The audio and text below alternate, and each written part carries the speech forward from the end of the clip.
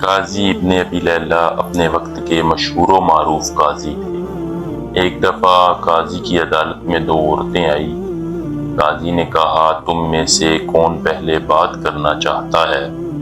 بڑی عمر والی خاتون نے دوسری سے کہا، تم قاضی کے سامنے اپنا مقدمہ رکھو۔ وہ کہنے لگی، قاضی صاحب، یہ میری پھوپھی ہیں اور میں ان کو امی کہتی ہوں کیونکہ میرے والد کی وفات کے بعد انہوں نے میری پرورش کی یہاں تک کہ میں جوان ہو گئی۔ قاضی نے کہا، اس کے بعد؟ وہ کہنے لگی، قاضی صاحب، پھر میرے چچا کے بیٹے کا میرے لیے منگنی کا پیغام آیا اور انہوں نے اس سے میری شادی کر دی۔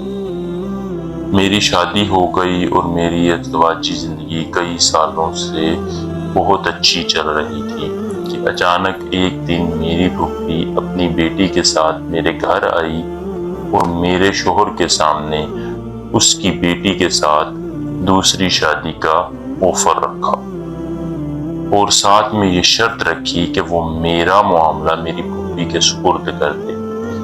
ہماری دو شیزہ سے شادی کے چکر میں میرے شوہر نے اس کی بات مان لی۔ میرے شوہر کی شادی ہوئی، اگلے ہی دن میری پھوپھی نے میرے شوہر کی وکالت کرتے ہوئے مجھے طلاق دے دی۔ قاضی صاحب، میری طلاق ہو گئی۔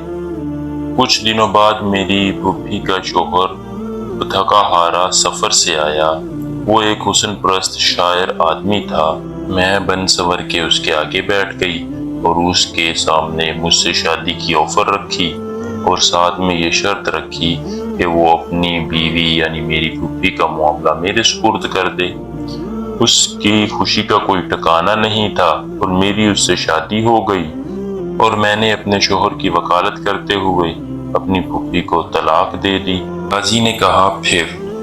تو وہ کہنے لگی کہ قاضی صاحب، کچھ دنوں بعد میری شوہر کی وفات ہو گئی اور میری یہ پھوپھی وراثت کا مطالبہ کرنے پہنچ گئی۔ میں نے کہا کہ میرے شوہر نے اپنی زندگی میں تمہیں طلاق دے دی تھی اور اب تمہارا اس کی وراثت میں کوئی حق نہیں۔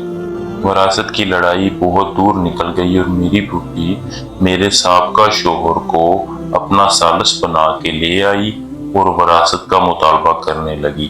میں نے اپنے سابقہ شوہر کے سامنے مجھ سے دوبارہ شادی کا مطالبہ رکھا۔ مرد اپنی پہلی محبت کبھی نہیں بھولتا اور اس نے میری یہ آفر قبول کر لی اور میں نے اس کے سامنے یہ شرط رکھی کہ وہ اپنی پہلی بیوی کا معاملہ میرے سپرد کر دے۔ اس نے ایسا ہی کیا۔ میری اس سے شادی ہو گئی اور میں نے اپنے شوہر کی وکالت کرتے ہوئے اس کی پہلی بیوی کو طلاق دے دی۔ قاضی سر پکڑ کر بیٹھ گیا اور کہنے لگا، تو اب معاملہ کیا ہے؟ تو دوسری خاتون بولی کہ قاضی صاحب، کیا یہ حرام نہیں کہ یہ خاتون میری اور میری بیوی کی طلاق کروا چکی ہے اور ہم دونوں کے شوہر بھی لے اڑی اور یہاں پر ہی نہیں رکی، ہماری وراثتوں پر بھی قبضہ کر بیٹھی۔ قاضی نے کہا، مجھے تو اس میں کچھ حرام نہیں دکھ رہا۔ نہ تو شادی حرام تھی، نہ طلاق حرام تھی، نہ طلاق کے بعد دوبارہ شادی حرام تھی اگر اس عورت نے اپنی عدت پوری کی ہو۔ پھر قاضی نے یہ سارا معاملہ خلیفہ منصور کو سنایا اور خلیفہ منصور ہنس ہنس کے لوٹ پوٹ ہوئے۔